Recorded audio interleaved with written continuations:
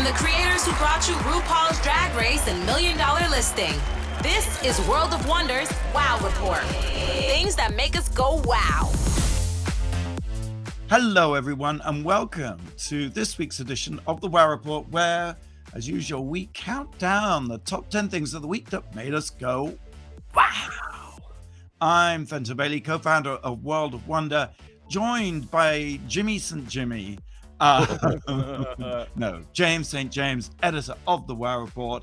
Tom Campbell is away on a secret mission this week. And standing in very kindly, patiently, is Blake. Hi. Let's start with the countdown. Number 10. Number 10. Have you guys heard of Swarm? I know James has because he's been watching it. It is an American satirical psychological horror thriller television series created by Janine Neighbors and Donald Glover, who is Childish Gambino and Janine Neighbors is like Atlanta, which Donald Glover was on. Yeah. And the series follows Dre, Dominique Fishback, a young woman whose obsession with a pop star takes a dark turn. It's like the Hive. Is basically the Bay Hive, yes. A pop star named what? Najani or something? Nisha. And she's very much a Beyonce character, and she is this girl who's sort of a sad sack loser, but she's obsessed with this character. And the first episode, I swear to God, Blake, I don't know what the hell you were like, you have to watch it. It is the most darkest, bizarre, like that last scene had me shooketh. Where I literally I had goosebumps on my goosebumps. I had to turn the TV off and just absorb what I had just seen. Fenton, what did you just seen? I haven't seen it. I've heard about it. And of course, anything by Donald Glover sounds irresistible. Brilliant. He really is just absolutely brilliant with his finger on the pulse of society. Smart. But when she's eating the pie covered in blood and she's eating it, just like scooping it up with her hands, and she's like looks like she's just out of her mind. It was the craziest image I've ever seen. It is nuts. Every episode you're like, what the fuck was that? And I did, and I texted you immediately. I was like, the fuck did you just make me watch? I was like, did I accidentally send you a nudie video? I think I would have been less shocked by a nudie video of you than what I watched on what was it? It's Amazon Prime, right? I'm surprised, James, that you can be shocked. I mean, that isn't a regular everyday thing. Well, I guarantee, watch the first episode. They're only like 40 minutes, I believe. They aren't.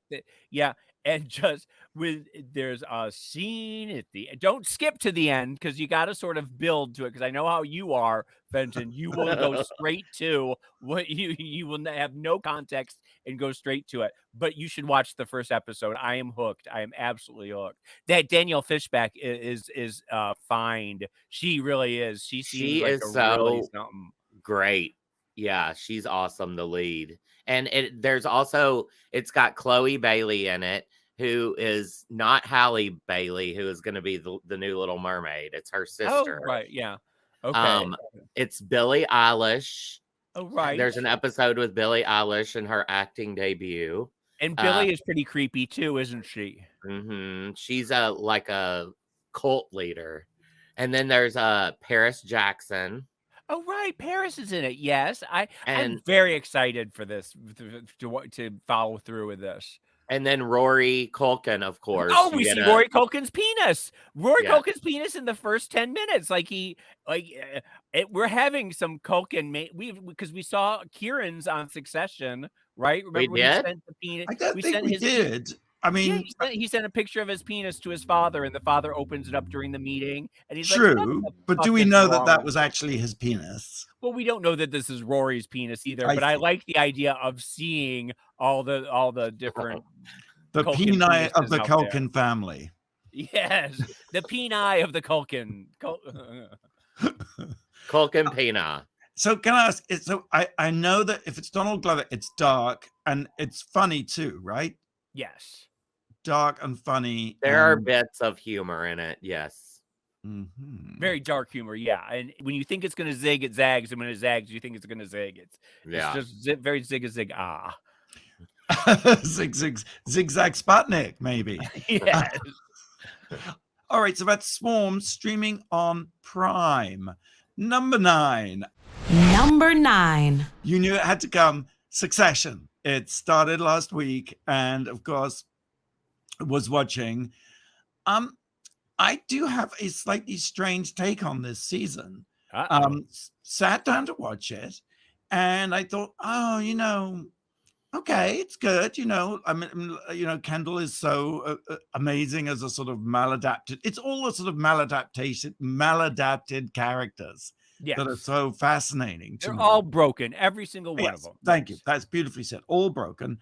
And watching away, and I was so excited because I think her name is Marsha, right? The woman who was married to the boss. Right, the wife who sort of disappeared from the season, and I say, oh, she's back. That's odd. Interesting. Anyway, Billy and we get to the end of the whole episode, and then it says, like it does on streaming, it says, do you want to watch the next episode? And we're like, oh, that's interesting. They're showing 2 episodes of the new season, and we were like, really excited. Did you end up watching like season 2 or something and didn't realize it? We watched the wrong episode. We watched. I was like, there was no Marsha. I don't know what the hell. Exactly. I was just letting it go for a minute, but I had no idea where you were going. It's unlike you to let me go on, but we watched the entire episode, and never once did we think. And I've watched every episode, and never once did we think we've seen this episode before. This all before. Well, it is interesting that as I was watching it, I thought, do I have to go back and refresh my memory and watch a couple old episodes? Because I don't really remember where it left off. And then it started, and there was about 5 or 10 minutes where I was like, what is going on? And then you do sort of like, everyone is so similar in their all nasty behavior and everything that they all do sort of tend to blend together, and you don't really need, you can just sort of dive in anywhere, I guess. That is so true. It's like that thing, like, I don't know if you've ever had that experience where you've picked up an old newspaper and started reading it, and like you're like, yeah, okay, and then you look at the date and it's like 10 years old. Y2K. Yeah. Anyway, so we then did watch the mystery here is, though, we can't figure out which episode of which season we watched, because I went back to read the recaps of season 2, episode 1, and season 3, episode 1, and it bore no relation to what we watched. So you literally just dipped in somewhere in the middle of the series without ever. I guess how do you even do that? They were all in Kendall's apartment, and Kendall was trying to persuade the kids to go against their father, and Tom was, offering himself up to go to prison in the cruise ship scandal. I think that was season 3. And they were all lawyering up. Yeah, but I read the synopsis of episode 1 of season 3. It was like, nope, that's not it. Because I think so much of season 3 was Tom thinking he was going to prison, and then at the very end, he found out that he wasn't. Right. And Kendall was mounting his attempt to take over from the dad, after he had done the switcheroo at the season finale press conference. Right. Anyway, we then went on to watch the episode of season 4, and I mean, so what you're saying is that you aren't as gung-ho maybe this season as you were in previous seasons? Well, I wasn't at first because I was watching the wrong episode, right? So I was like, I thought this feels like and also, like Succession, obviously they pull off some kind of visual stunt. In this particular episode that we watched, they were basically in an apartment for the entire episode. And so it didn't have any trips on planes or resorts. It did have that wonderful Nan who had that great house. And I don't... Love her. I love the way. I do love her. Played by Cherry Jones, of course. Yes, Cherry Jones. Yes. I love the way she's always pretending that money is so vulgar while being rapacious as hell. And just like, I don't talk numbers, but it would have to be an 8 or a 9 billion. And just the whole, just that whole idea of I find money so vulgar, but she is just in this $100 billion, estate and surrounded by it. Just everything about her just screams that stealth wealth that is so good on this show. I also loved The 100, which is the sort of news app streaming crap thing that the kids are trying to launch. And when they're having a logo discussion, you felt like you've been there, done that. No, I did not see any resemblance in that respect, James. I just thought it was like, The 100 just sort of feels complete. It's just got doomed written all over it. Yes, it really does. So that's my take on Succession. No, James, I'm totally into it and excited for it. I just accidentally watched a completely random episode and was none the wiser until anyway. Well, the whole thing about the show is, and what I'm going to talk about in a second, is it does give you step by step how to be a billionaire, like how billionaires act, how it is that you are supposed to be dressing, talking, everything. It's an etiquette class for up and coming billionaires, which I think is where you find your entrance. This is every episode you're like learning something new for your future Fenton Bailey. Oh, please. I wish. No. But maybe this is a good moment to segue to number 8, James. Number 8. Number 8, I want to talk about Succession Part 2 because there was a moment in this episode that had me, and I think all of the country, rolling on the floor laughing when cousin Greg brings a date to the party and Tom pulls her aside and says that everyone is scandalized because she's brought a Louis Vuitton bag with her. And that Burberry, sorry, Burberry bag. Yeah, she brought that Burberry bag with her, with that awful, disgusting plaid. It's so loud and vulgar. And he says, he has that great thing where he says, look at her ludicrously capacious handbag. What's even in it, Greg? Her shoes for the subway, her lunch pail. Greg, it's monstrous. It's gargantuan. You could take it camping. You could slide it across the floor during a bank robbery.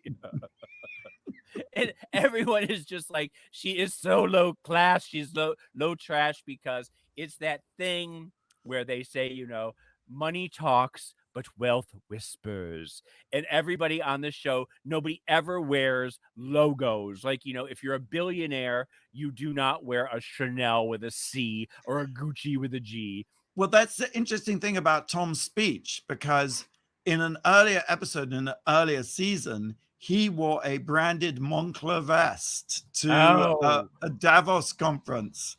And Roman said, nice vest. It's so puffy. What's it stuffed with? Your hopes and dreams? They're so good. They really can just. And so now he has learned his lesson and he's passing it off to cousin Greg. And I always think about the one thing that Kanye West says that I always like I don't quote Kanye very often, but he says, millionaires wear gold chains, billionaires do not. And he always says that to other rappers, millionaires wear bling, billionaires do not. And it is that thing where, and we're going to talk about it some more with Gwyneth, because, you wear grays and beiges and it costs $10,000. It's the row, but only other billionaires know that it costs $10,000. And if you're walking down the street, you are literally, it's billionaire borecore is what Wall Street Journal calls it. And it's that sort of stealth wealth. There was a great article in Town and Country called they call it hashtag LKB or LKRB, low-key rich bitch dressing. Hashtag LKRB. And like you can tell when someone is very, very wealthy because they dress like Shiv if you are very, very rich. And I just thought that whole scene was absolutely spectacular. And did you like the episode as a whole? I did. Kieran is so fantastic. And I think, because the father, Logan, the actor who plays Logan, has been on the talk show circuit recently, and he's been really nasty to Kendall. It makes me think that he really is like that in real life. I mean, that he's not acting, he's just being himself. So that I love watching him for that. I do love the actress who plays Shiv. I think they're all just spectacular. I do watch. It's a masterclass in acting.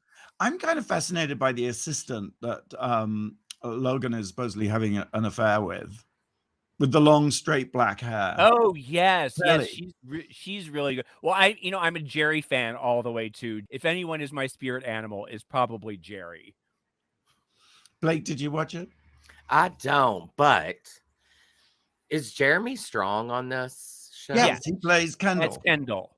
Oh, okay. Because he is on the cover of the new GQ that we get, and it's like right in my bathroom right before I get into the shower, and he's all like in boxing gear, but with like boxer shorts, and you can almost see up them, and I'm always like, ooh. So it's a nice little image for you as you get into such up in the shower. So that's my connection to Succession. All right.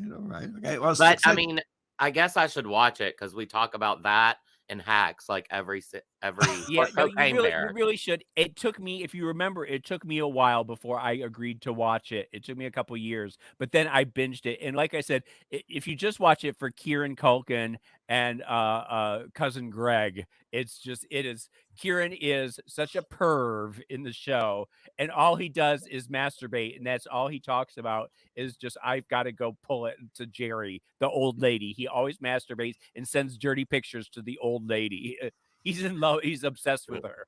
There's a strange bond between them. It isn't just like I think I want them to get married. She's like 80 and he's 30, but you're really rooting for these two madcap kids to pull it together. All right, let's take a quick break. Succession is streaming on HBO Max, and in a totally different vein, but really enjoyable. And I suppose it does have a certain horny element to it, is Restaurants at the End of the World, a 4-part series from World of Wonder, where award-winning chef Kristen Kish travels to 4 off the eaten path restaurants that are literally at the end of the world. Panama, inside the Arctic Circle with polar bears and what have you. It's really great. Tuesdays on Nat Geo and Disney Plus. Hey, Blake, do you have a question for us? I do. You all know pop weirdo Grimes, right? Yeah, of course. Who has kids with Elon Musk. Uh-huh. And they have a daughter named Exa Dark Sidrell Musk. Yeah. Well, yeah. Grimes posted that they've changed her name, or what they call her. What do they call her now? I know this one. Mystery will be solved right after the break here on the Wow Report. You're listening to World of Wonders Wow Report. Things that make us go wow. And welcome back to the Wow Report. I'm Fenton here with James St. James and Blake standing in for Tom. And you teased us with a very intriguing question. Yes, Grimes, pop weirdo, has a daughter with Elon Musk named Exa Dark Sidrell Musk or something like that. She changed the name. What is she called now? Fenton, I'll let you take a gander. Probably something really, like Samantha. Didn't she change it to just question mark? She did. But it's pronounced Y, so it can be spelled as the letter Y, WHY question mark, or just question mark. That's batshit crazy. This poor child. Exactly right. But you're right, Fenton. The child will probably grow up and want to be called like Ellen or something. Right. Like I'm sure, like the kids always end up, rebelling against what the craziness of their parents. My name is Exa Sidrell, but just call me Tosh. Yeah. Well, if she's gay, she can always change her name to Query. I have question mark Query. Get it? Get it? Uh-huh. All right. Let's carry on counting down the top 10 things that made us go, wow. We've reached number 7. Number 7. Well, we've talked about Swarm that we streamed. We talked about Succession. Now I'm just going to give you a quick list of other things that I've been streaming with a yay or a nay. And James is going to help me out too. Oh, yeah, no, because I have a couple things that I've been watching too that I want to talk about. So I watched MH370, The Plane That Disappeared on Netflix.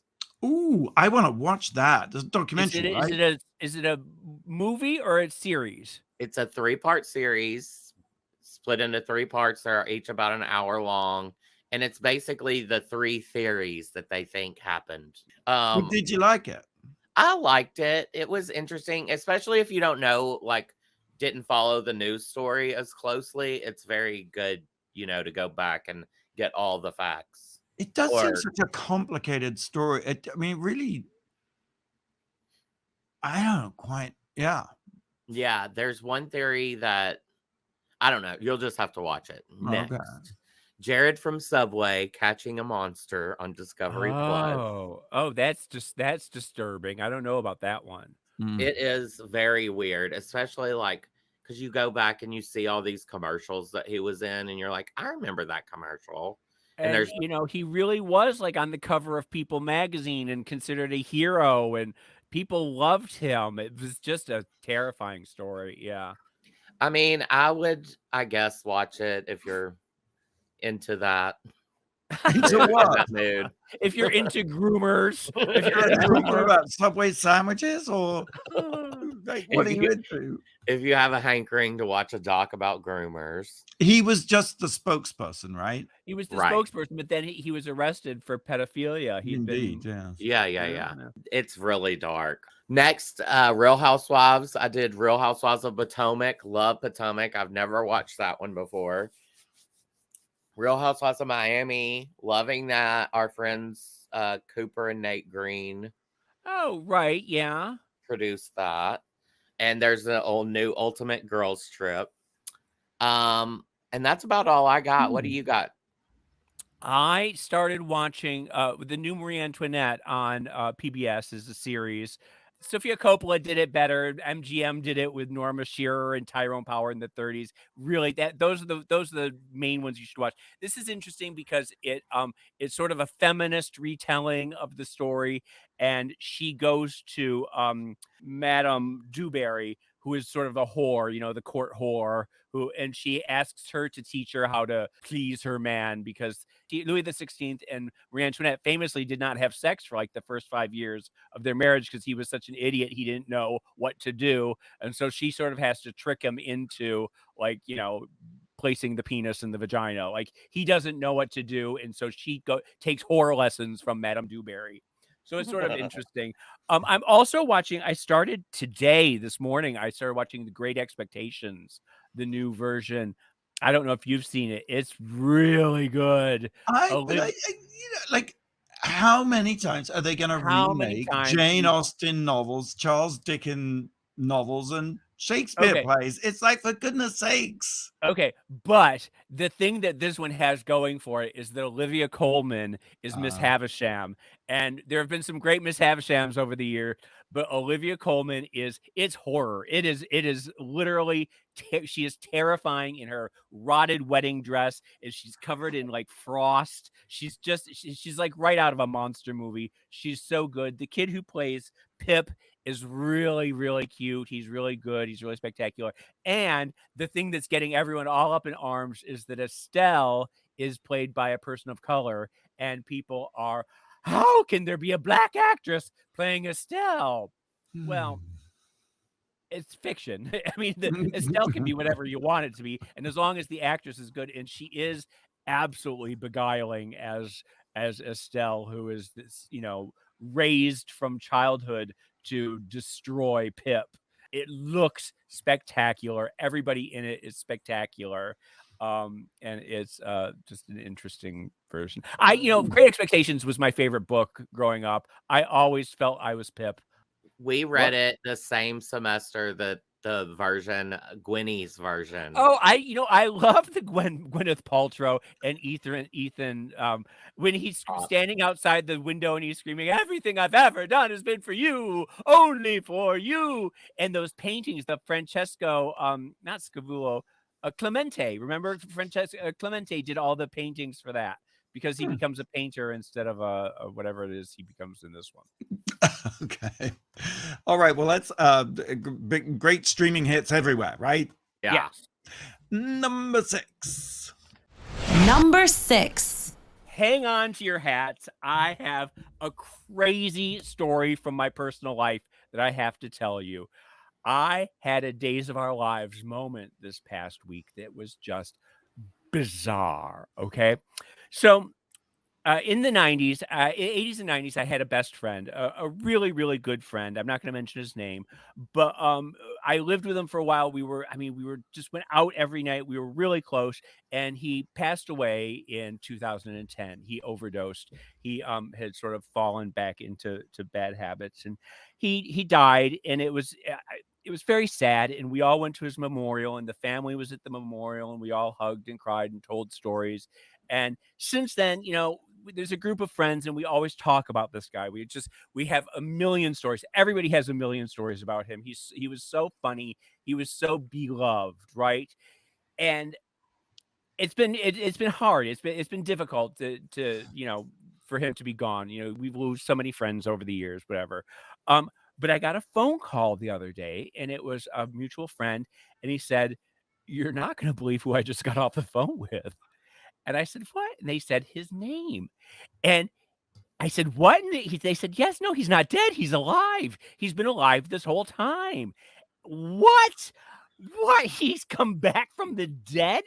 Apparently, his very wealthy family said, "We will put you in the best rehab. We will send you away. You will come back. You will live with the family. You will take over the family business, and you will have no contact with your former friends. And if you have any contact with anybody from your former life, you were out on the street. You were dead to us. We will not do this again. You have one chance to do this." So the family concocted this whole, he died, the memorial, everything. We all went and hugged the mother and hugged the sister, cried and cried. They were crying and da-da-da. Well, and so now the grandfather is dead. One of the parents is dead, and he is comfortable enough that he can go back now and contact a certain few people. So I got his phone number. I called him, and I was, "What in the hell?" We sat and we laughed and laughed and laughed about it.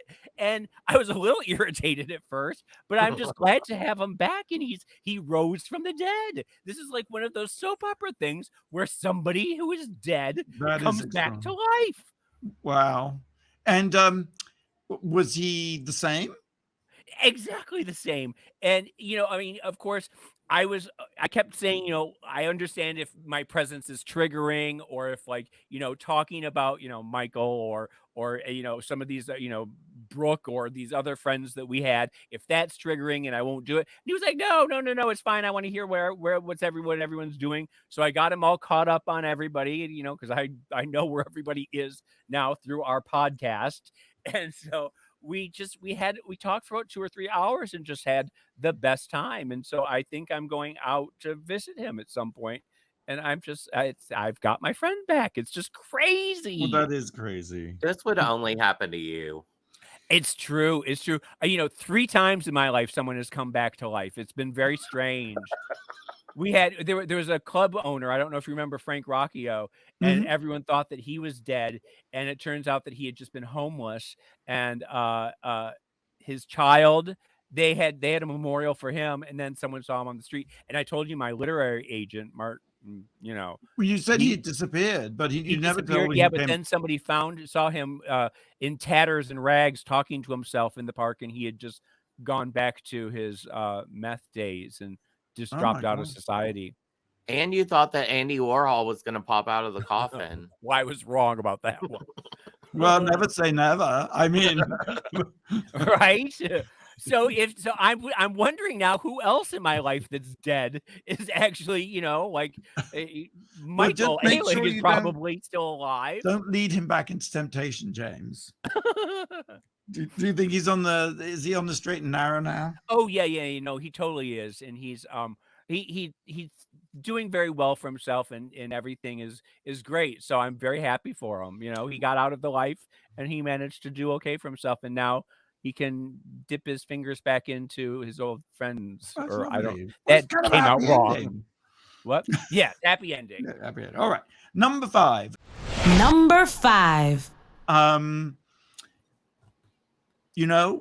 Yesterday Donald Trump was indicted, and something else happened in court, really significant. The Gwyneth Paltrow Goops I Did It Again trial wrapped up, and the jury returned a verdict. Spoiler alert, she's innocent. She wins. She wins $1. I am obsessed. This whole trial has been so bananas. I have been loving every minute of it. She is. I want there to be a Netflix series about this. I want it to be a 6-part series. I'm just loving every second of it.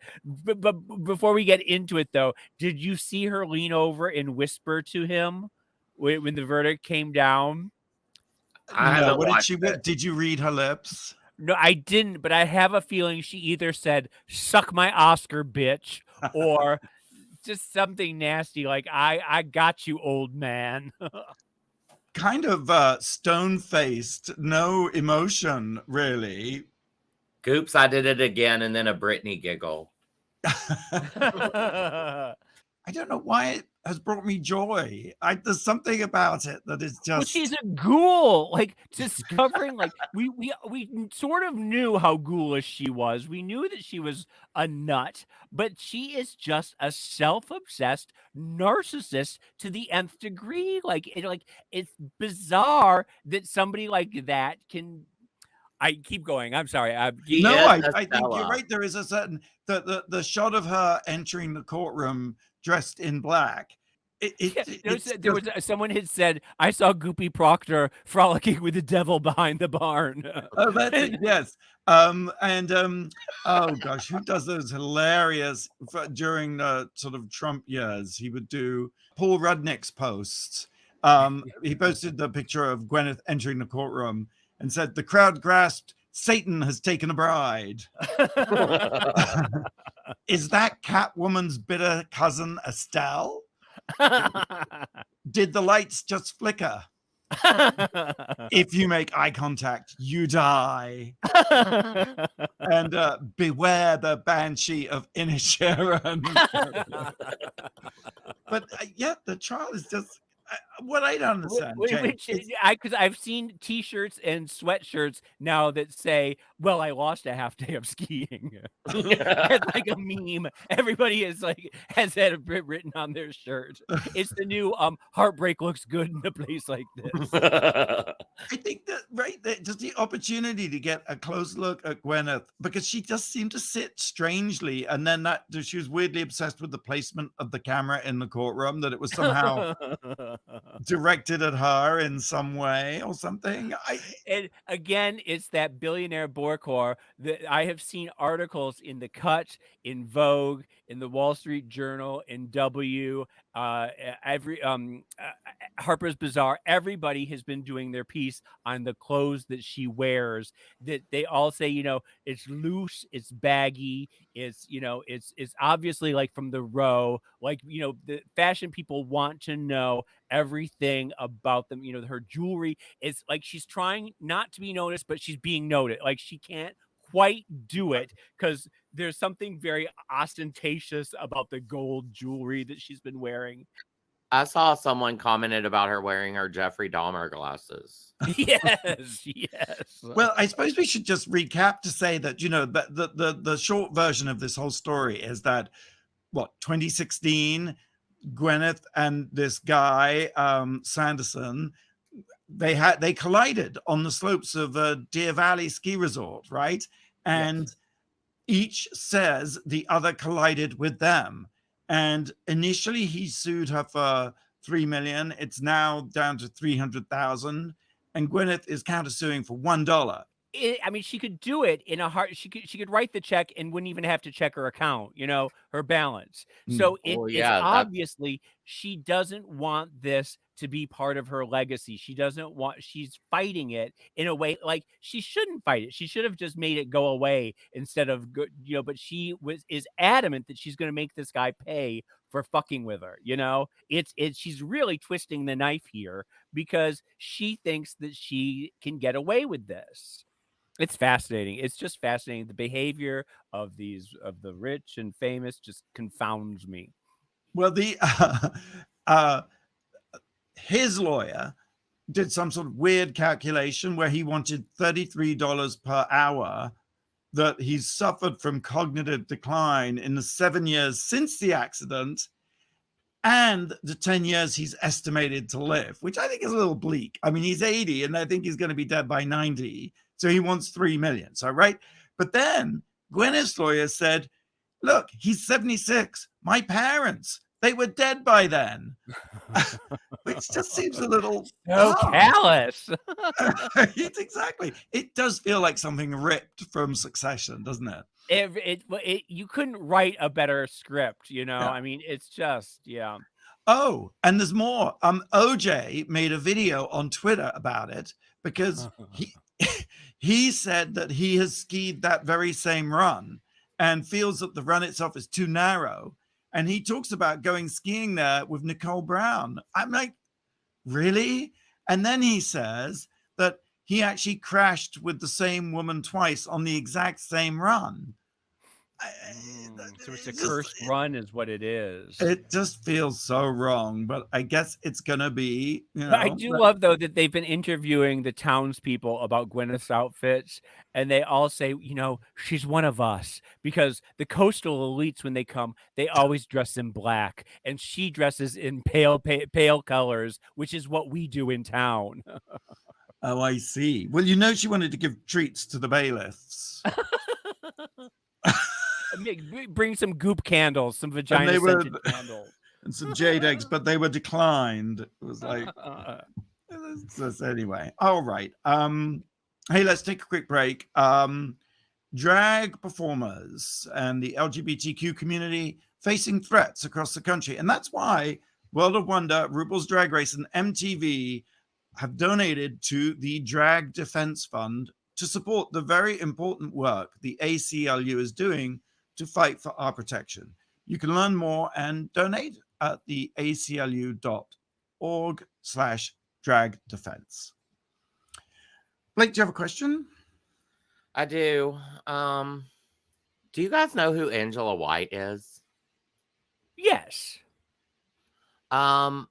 She is the artist formerly known as Black China, and she recently had lots of fillers and stuff removed. How much weight did she lose after she got her butt implants removed? Oh, that's fascinating. All right, we'll have your answer right after the break. You're listening to the Wow Report on Radio Andy. You're listening to World of Wonders Wow Report. Things that make us go wow. Welcome back to the Wow Report. I'm Fenton here with James and Blake. What was that question, Blake? It was about Black China. She's recently been in the news because she's removed her fillers, her breast implants, and her butt implants. How much weight did she lose when she lost her butt implants? I don't know, 14 pounds. 114 pounds. 10 pounds. Wow. She looks fantastic. She gets a lot of crap online, but I applaud her for doing it, and I think she looks great. All right. Number 4. Number 4. I just want to talk about some news topics, and Black China was one of them. She said she got baptized last year, and it caused her to think about how she wanted to be a role model for her kids. Do you think it's sincere or publicity? Well, I think the more interesting question is, will this be a catalyst for other celebrities to start taking out their fillers and their, butt implants and stuff? Is it going to be a trend? Because you notice that a lot of people are taking out their fillers and going with the buccal fat removal. That seems to be all the rage. Fenton, I don't know why you haven't gotten it done yet.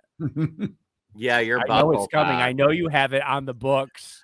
Well, if you take it out, can you reuse it? Can you No. donate it to a reinsertion What program? the fuck is buccal fat? It's that thing that everyone's using to get their jaw shaved. It's the stuff Oh, right like there. Liam, Like Liam, yeah. from One Direction. And and Katy Perry got it done, and she looks terrible. Everybody's getting it done. A couple of Real Housewives have gotten it done, and it looks awful. But everyone seems to think that it's the new way of the future. Well, what about the Molly and Dolly? Have you heard about this? They have a song called Rainbow Land, and a Wisconsin school has pulled it from their talent show. It's scary and sad. It's just weird, this world that we're living in. And the lyrics aren't even like that. No, the lyrics are very uplifting. Like, we've all got to be together and hold hands, and they're like, groomers. Dolly Parton is a groomer. Rainbows are groomers. It's like that other thing of the teacher who was fired from school because of the Michelangelo's David. And the idea that, the paradoxical idea that you should like children shouldn't be allowed to look at that, but they can witness each other being slaughtered in a school, Well, what's also really scary about both cases is that it was one parent who made the complaint to the school board, and they took it, they one parent was able to stop teachers everywhere from teaching about the statue of David. Is one parent or one or two parents who complained about the song, the Miley and Dolly song, that we have given so much power to these, nuts, these right-wing nuts, that they have the power to change all of the whole school system for the state of Florida. Like that million mom thing where Which it's is not a million moms. It's like 100 or something. Yeah. Yeah. It's that. That But we also, I give suppose so much power to them. It's just it's crazy. And are we giving them the power through the desperation of the media and the news cycle, even reporting the stories? Yeah. Finally, on a brighter note, yes, Build-A-Bear and RuPaul. There's a new RuPaul Build-A-Bear, and it is so cute. It has eyelashes, a gold dress, honey locks. Well, I wonder if I complain about it and say the bear is being a groomer, if I can get it taken off the shelves. I don't think they'll believe you. That's the problem, James. They won't believe your radical I think credentials. The ad for it is adorable, where it's like, you better, what is it? Does anybody see? It's like a whole thing of RuPaul's sayings, but done like about bears. Like, you better eat your honey pot or something. Yeah, you can just see the right wing working themselves into a frenzy about bears being stuffed and what have you. Oh, yes. Well, that's all I got this week. Okay. Number 3. Rest in perfection, Lily Savage. Shocking news that Lily Savage this week passed away very suddenly, aged just 67 years old. Well, I don't Lily think Savage, that people in America know who Lily Savage is. Well, Lily Savage, national treasure of Great Britain, very famous drag queen who became a mainstream television star, hosted talk show on BBC, had her big break really on The Big Breakfast in the early 90s. Which is sort of like their view. Lily Savage, Paul O'Grady's character, Lily Savage, was just acerbic and had a voice of cut glass and was very political and outspoken and just a lovely sort of harsh character. And hilariously funny, and performed for years at the Royal Vauxhall Tavern in South London. In fact, from 84 to 92 was the host of Stars of the Future every Thursday night. And Randy and I were living in London in 1988, and we would go religiously every week to the Vauxhall Tavern. And this was before Lily was on TV. And Randy and I used to say, she is so talented. It's just a shame she'll never be on TV. And the next thing you know, she's hosting one of those famous Randy and Fenton pronouncements. Right.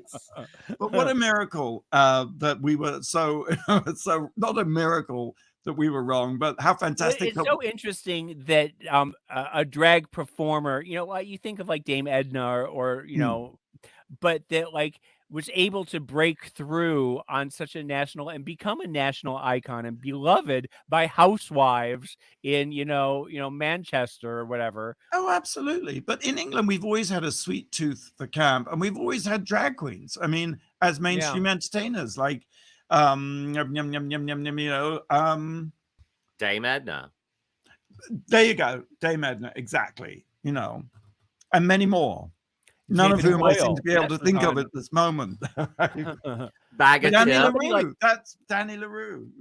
Danny LaRue, yes, but somebody like David Hoyle, you could have had a TV show, The World Actually, of David Wonder. Hoyle, the Divine David, has had a TV show, and World of Wonder produced it. Yeah, it's pretty spectacular. Yeah. Because David Hoyle is another absolute genius. Oh, absolutely, just crazy.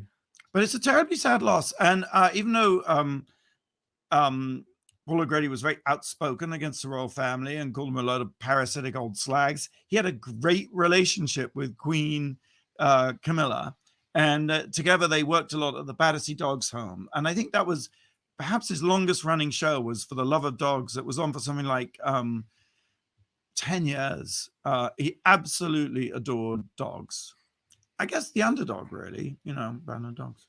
So that's Rest in Perfection, Lily Savage, Paul O'Grady. All right, number 2, James. Number 2. There were a couple other great losses that the LGBTQ community suffered this past 2 weeks. I didn't get a chance to talk to last week. But the great Jojo Baby from Chicago, the legendary club kid artist, doll maker, really just an interesting character, beloved in Chicago and everywhere. I knew him in the 80s and 90s. He'd been around forever and ever.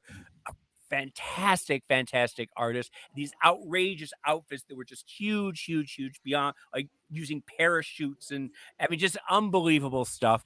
He apprenticed under Greer Langton, so his dolls were those sort of creepy dolls.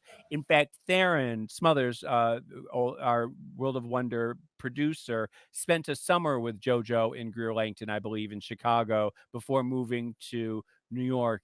We should have probably had him on to talk about Jojo. Anyway, just a beloved character. There's a great obituary in the Chicago Sun-Times that you should check out, and one in Paper Magazine. Just a club kid legend and icon. The other, we lost Darcelle 15 from Portland, who was the oldest working drag queen in the world. She was 92 years old, still doing shows every week in Portland, Oregon. She had been performing. She opened up her club that she performed at in 1967 and had been working continuously every week until last week.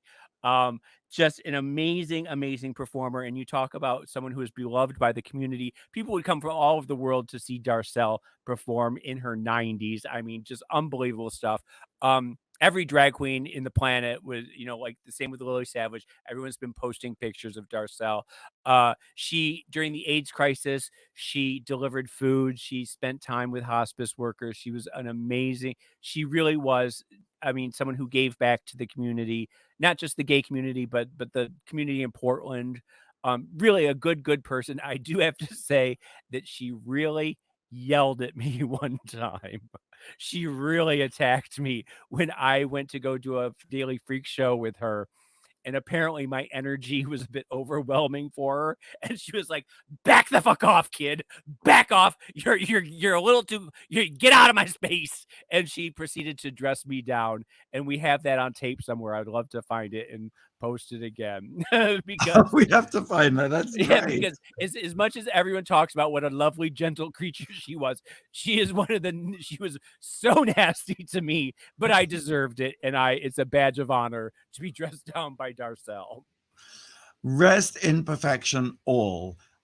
Let's take one more break. And when we come back, the number one thing this week that made us go, wow. You're listening to World of Wonders Wow Report. Things that make us go wow. And welcome back to the Wow Report. I'm Fenton here with James and Blake. We've been counting down the top 10 things of the week that made us go wow. We've reached number 1. Number 1. Number 1, it could only be Fenton Bailey and his new book, Screenage, which we have yet to really delve into on this show. But you did have a reading. You've had a number of readings in the past couple of weeks, but you had one here in Los Angeles at Book Soup. Michelle Visage was the hostess. Tell me, how did it go? Well, James, you were there. What did you think? I know I am not allowed at Book Soup. I have a lifetime ban at Book Soup. I'm not going to talk about why. They talk about you very fondly there, and nice. But it was a lovely evening, and Michelle was very, she's so good, and She's so good. just walks into a room and starts to talk, and it was really fun. Did you get the idea that she had actually read the book, or was she just riffing the entire time? Just between us girlfriends. Thoughtfully, someone had provided her with some cards, some of which she read out. Were those cards provided by someone whose initials are FB? No, I don't believe so. Well, who you've done other ones with Lady Camden as well, and yes, Lady Camden in San Francisco. Bless her. The day of the event, she came down with COVID, so Lady Camden didn't materialize. But Ronan Farrow very kindly stepped in because we were filming Ronan and did the intro, and Randy did the questions. Nice. And then in Austin, you had Jonathan in Van Ness, who was spectacular and amazing. And of course, at DragCon, the one and only Graham Norton, who so kindly wrote the foreword, he did a talk. So I'm really Wait a minute. DragCon London. So I was like, have I missed DragCon? I thought I had you have not missed DragCon. It would be just like World of Wonder to give me the wrong dates so that I miss it. I would just say DragCon coming up in May. DragCon LA. Now, are you going to be doing a panel discussion there? Maybe you should. I'll try and flog a few books. Maybe James, you would like to talk to me. Maybe I would. Maybe we could do a little signing booth or something like that. I don't know. I love that. What a great idea. You've got on April 27th at the Strand in New York, Ronan Farrow as well. So if you're in New York, go to the Strand. I have to say, I'm sorry. Do you enjoy the process of thumping for books? Because it's exhausting. It is. I love talking about the book. And being the center of attention. So I do enjoy it. No, I don't like so much being the center of attention, but I do like talking about the book. And I am conscious that actually, if you can get anyone to a book signing, it is a miracle. There was an article in the Wall Street Journal a few months ago. Chelsea Banning wrote about she had a book signing and no one showed up. And so often in a bookstore, it is just empty chairs. In fact, just the other day, Suzanne Young posted a tweet of similar situation. I saw that one, yes. And I've had an experience like that. I've had both experiences where I've had overflowing crowds that you're so grateful for. But then I remember one in Santa Monica that it was just one older woman, and apparently she'd been wandering around the store and her feet hurt, and so she sat down, and that's who I read to. And she was horrified and ran out of the building. But like it's a crapshoot. You just never know. It is a crapshoot, and that's why I'm doing my best to enlist people more famous than me, which isn't very hard, who might draw a crowd or the odd, person passing by. But I will say, I do think to some extent, thumping for books is sort of God's work in the sense that, we're in a cultural moment where, I think just last year, something like 2,000 titles were banned. This is so un-American to be banning books. And so, by the same token, I know. Get out there. I know that I was sort of hoping that my freak show would be banned so that I had an excuse to start thumping it again, because then you start getting on all those like read a banned books websites. And I was hoping to maybe get a bump. So there is something to say for being banned. Well, anyone from the radical right listening to this know now what to do. Ban James's book. And while you're at it, you can ban Screenage as well. So, that's all we got time for this week. Thank you so much for listening. James, thank you. Blake, thank you. Tom will be back next week, I hope. You can watch previous episodes on our YouTube channel, Wow Presents. And God willing, we'll see you same time, same place next week. Until then, go out and do something that makes the world go wow.